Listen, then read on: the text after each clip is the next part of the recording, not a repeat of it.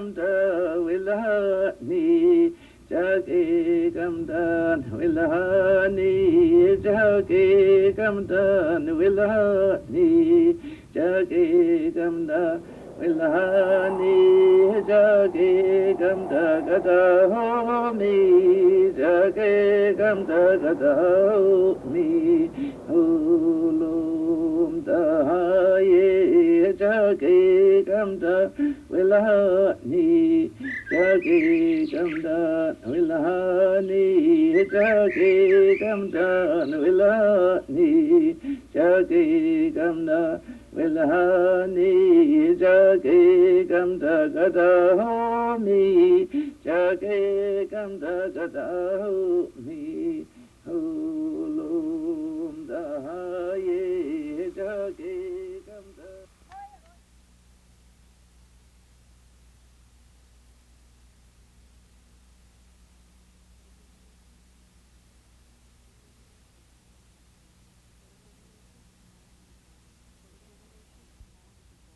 For generations, Pomoan people maintained a strong bond with the land, caring for it and managing it in ways that not only sustained its abundance, but increased its yields. While my people didn't plant, we cultivated plant resources with specialized digging, pruning, and burning techniques. The way Pomoan weavers harvested basketry plants demonstrates the value of this cultivation. By burning certain areas containing patches of hazel and redbud, the plants will send up long, straight, flexible shoots needed to create a shapely basket. The burning also kills disease organisms and returns nutrients to the soil quickly. Weavers purposely prune by cutting the plant back to its base or cutting back individual branches. If you keep on pruning the plants,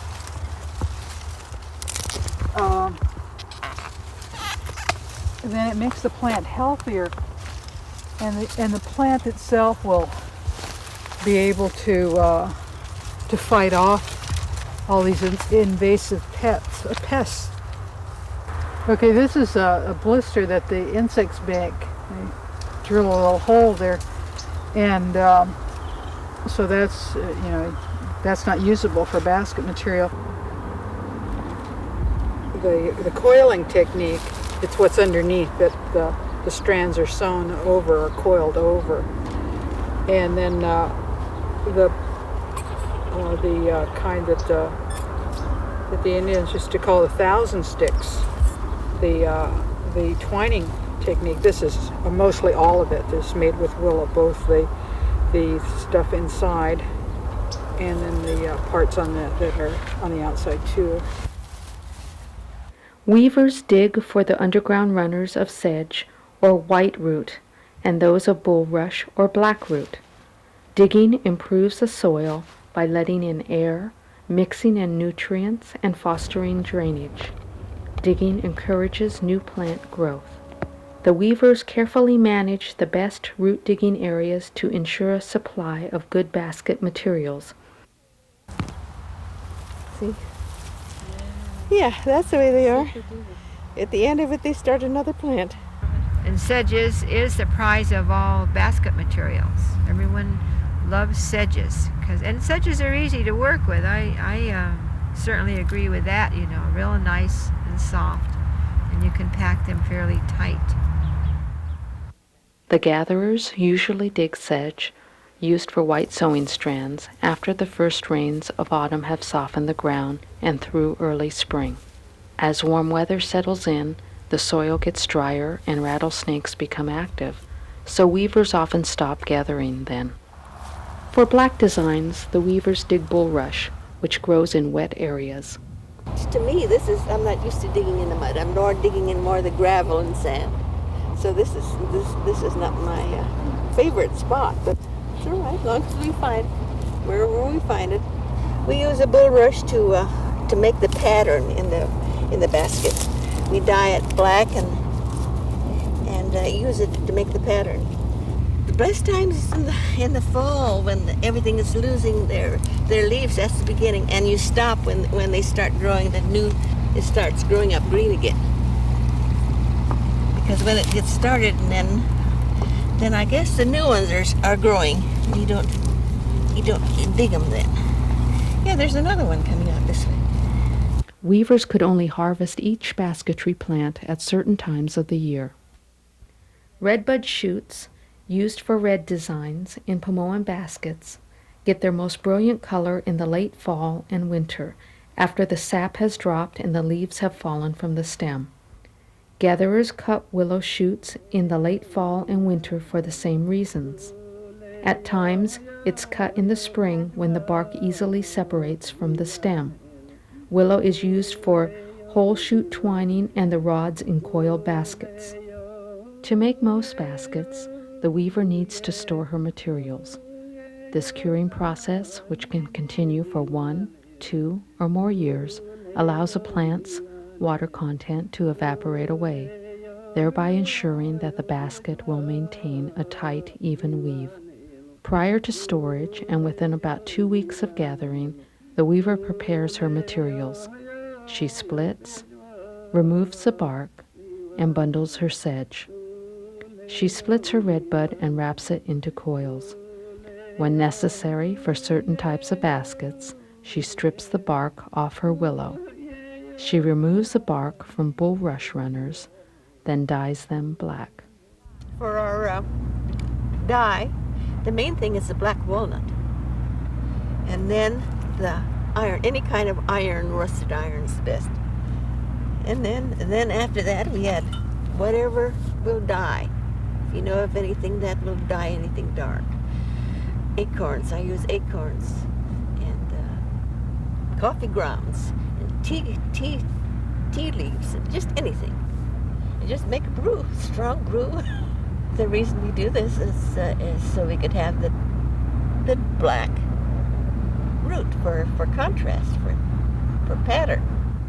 After curing, the weaver soaks her split materials until they are flexible, then trims each sewing strand to the same width and thickness. She scrapes each willow rod to the same diameter. You have to hold it at an angle. See? It's at an angle, because on this side, when you go on this side, you don't want to have any white showing. That's how I do it. Sometimes I go from the earth end to the sky end, and it depends on the width of stitch I'm going to use. Okay, now this is the earth end, and we're going to push it in between the stitches here. See, and it comes down, and I pull it all the way through. It even has a little squeak.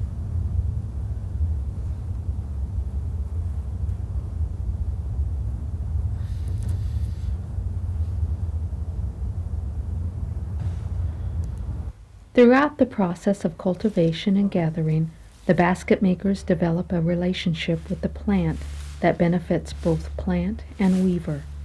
As stated by Cache Creek Pomo weaver Mabel McKay, when people don't use the plants, they get scarce. You must use them so they will come up again. All plants are like that. If they're not gathered from or talked to and cared about, they'll die.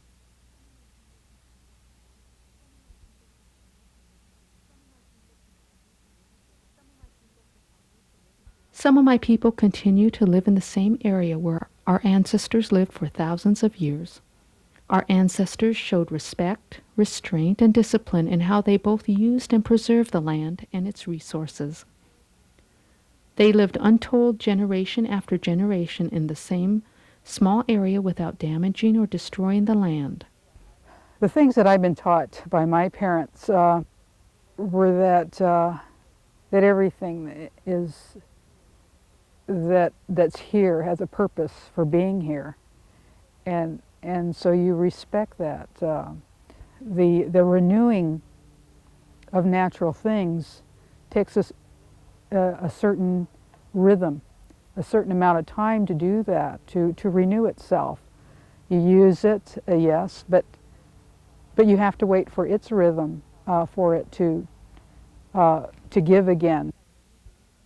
My people had many rules which affirmed their place in the world and acknowledged your responsibility to it and each other. The rules encompassed every aspect of life, including basketry. Violet Parrish remembers her mother, Essie Parrish, teaching her basketry rules. Essie Parrish was a spiritual leader and doctor of the Kashaya Pomo. She says that when you're on your period, you cannot go and pick these switches, and you cannot weave the baskets when you're on your period. And those are the rules. And then you cannot go out and dig for sedge.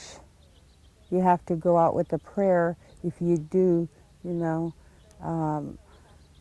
So, you know, we had to follow these rules. And I would ask her, well, why? She says, well, remember, you're picking something that was created for our use on this earth, and that's part of the creation. And you have to respect these rules because you are part of that creation, you yourself as a human being. And this is how my mother used to teach us. Strict rules governed each step of basket making, from the selection of materials and the choice of designs to construction techniques. Such rules, which varied from area to area, are deeply rooted in Pomoan traditions. We don't just all gather together and go. We kind of talk about it and kind of don't want it to say too loud about these things because it's very sacred to us. They said those roots could hear, the plants could hear, and the road will be rough if we don't just sing a song and go. So we have to have a song. We have to praise about it. Then we gather these plants in a very special place where it's been left with prayer.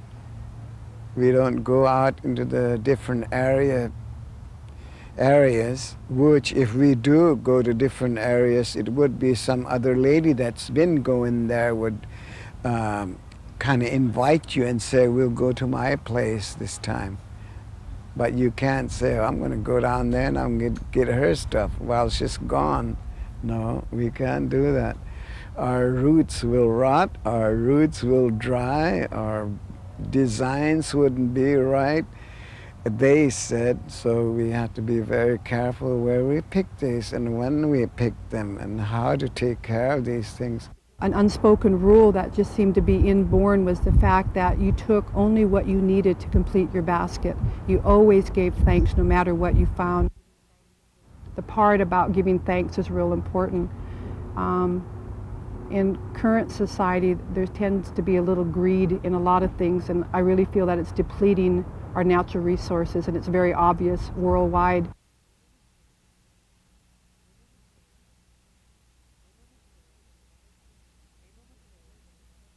Mabel McKay is another woman who contributed greatly to continuing the tradition of Pomo basket weaving.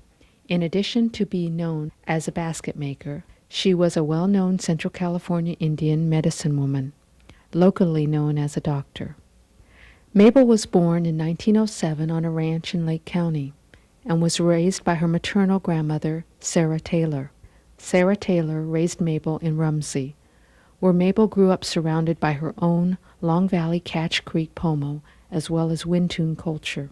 Her great-uncle, Richard Taylor, was the first Bole Maru spiritual leader, or doctor, and a prophet. His doctoring came through his dreams, through which he had a direct communication with the Creator. But a dreamer was someone who was born, who was selected by the Creator. The Creator put this person on earth for this particular purpose. When she was 5, Mabel began having her own dreams. At age 7, she began to weave baskets. While her grandmother influenced her weaving, Mabel would later say she learned to make baskets through her dreams. I said, Mabel, what do you mean the Spirit told you? You mean you didn't watch your grandmother? And she says, no, the Spirit moved in my hands.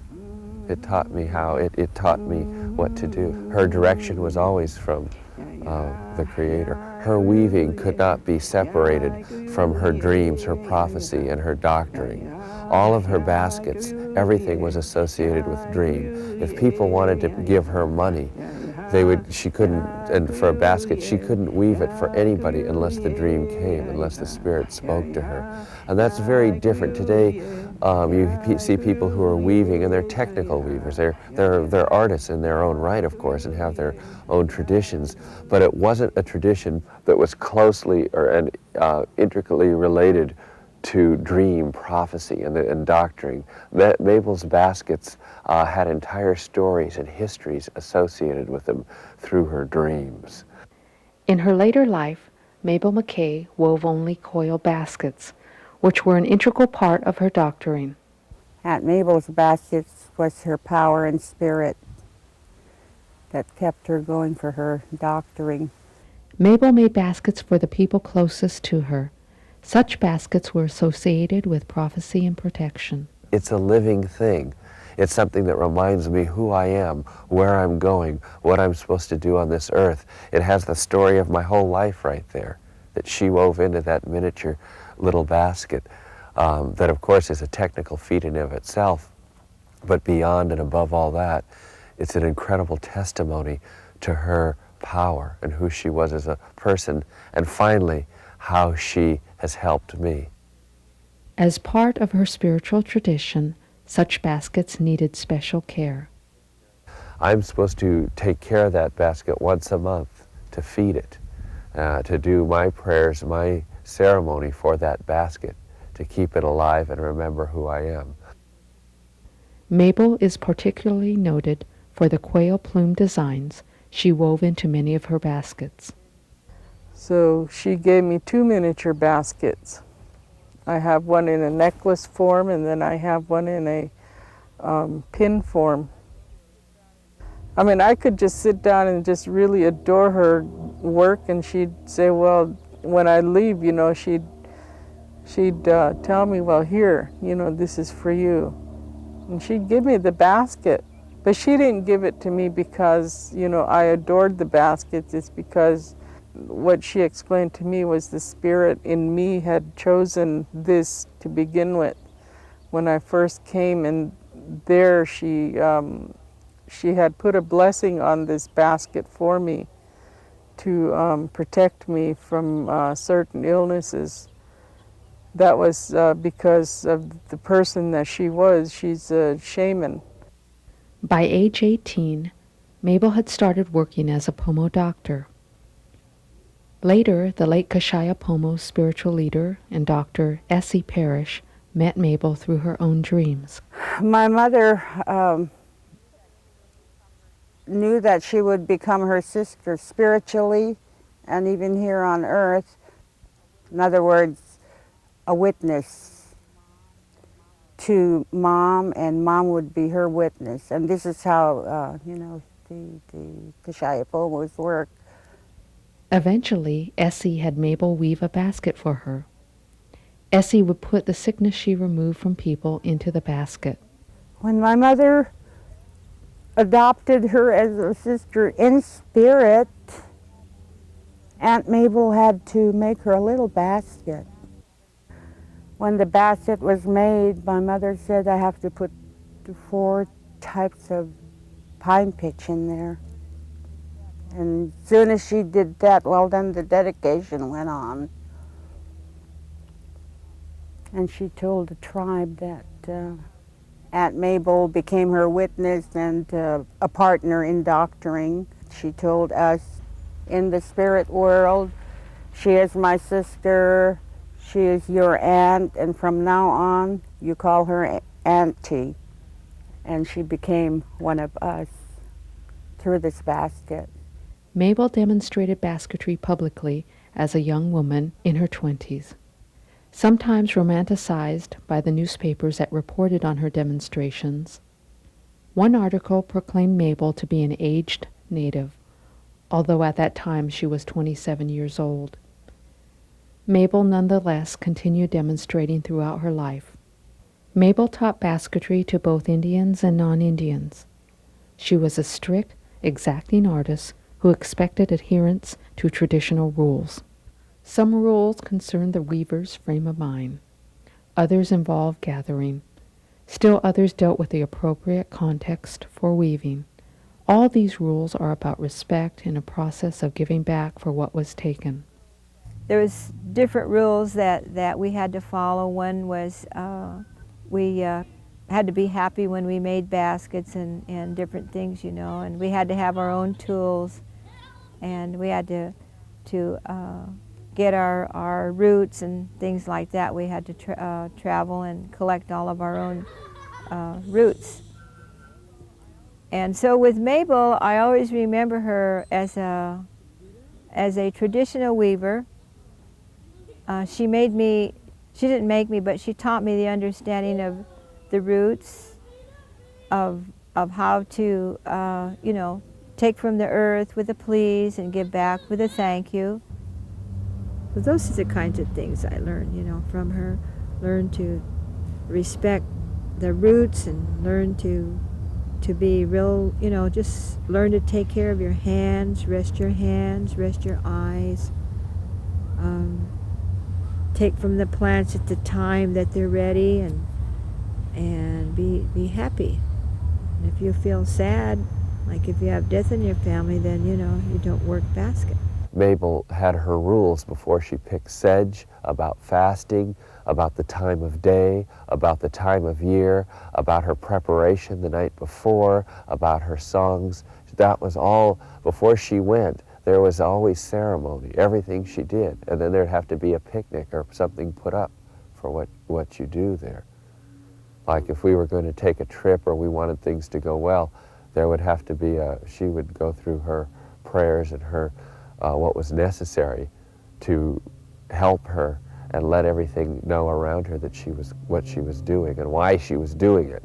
She's just not out there to pick the sedge, but she's out there telling the Creator, I'm following your rules and picking this to make this basket for this person or that purpose. Mabel began her classes by teaching her students to trim and size their materials. Once they had reached a certain level of proficiency in trimming, Mabel's students graduated to the actual weaving. She was doing a knot system in which you make a knot and then you sew into that knot, and I just couldn't get that looking like hers, and I'm telling you, I struggled, and finally I got it going. And that was probably on the 9th week when we were ready to quit. I finally got to where she wanted me to be. Mabel blessed me to be a weaver, and I felt very confident at what I was doing, and she gave me more strength, I would say, in becoming a weaver and a person that I am today. Mabel also had an enduring impact on her community. She was appointed by Governor Jerry Brown to serve on the board of California's first Native American Heritage Commission. She also lectured and taught widely and served as a cultural consultant for anthropologists and others. Today we don't have our feather weavers because they're dying out, which we are trying to teach some of our people to weave feather. As an Indian doctor, Mabel healed many lives. As a basket weaver and friend, she inspired countless more. When Mabel died in 1993 at age 86, she left having made a profound impact. Her life and teachings are the focus of the book Mabel McKay, Weaving the Dream, published by the University of California Press in 1994.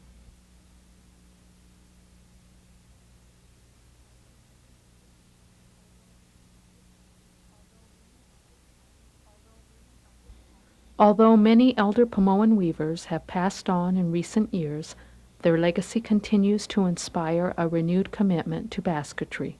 For anyone interested in learning the art of basket weaving, there are teachers that were taught by the great weavers, and they have the knowledge and the skill to teach anyone of any race or any age that really has the desire, the dedication, and the spirit to learn basket weaving. It's never too late. Young people are never too young if they feel it in their heart. There are people in the community. There are books out about gathering materials. There are videos out about what the different materials look like at different times of the seasons. And there are plenty of people within the community that are willing to teach. My personal feeling is that it's a earned right.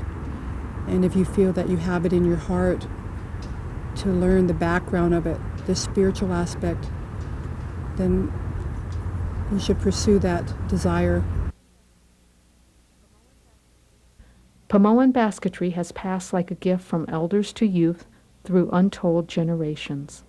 Despite a sad history, despite pressures to abandon basketry in modern times, some women kept making baskets. They simply could not stop. Laura Summersall, Elsie Allen, and Mabel McKay were three such basket makers. Laura and Elsie died when this video production was in its early stages. Mabel passed on as it neared completion. While by no means the last of the Pomoan weavers, they were the last of an older generation rooted to older ways. Through their dedicated work, these elders have passed the gift of Pomoan basketry into the hands of a new generation, Indian and non-Indian alike. It is up to this new generation to bring the gift into the future. Elsie, Laura, and Mabel honor their ancestors through their weaving. Now a new generation honors them.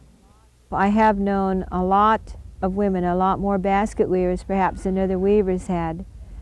And I have all of the greatest respect for them, and they're not really gone when I think about it. They're in those willows and they're in those sedges. Their spirits are still here, and when we get troubled about things, they'll come and then, they'll help us. And so I just want to give my thanks to all of the weavers who have helped me, to all the people. And I know as time goes by that our basket weaving ways are going to still be carried on.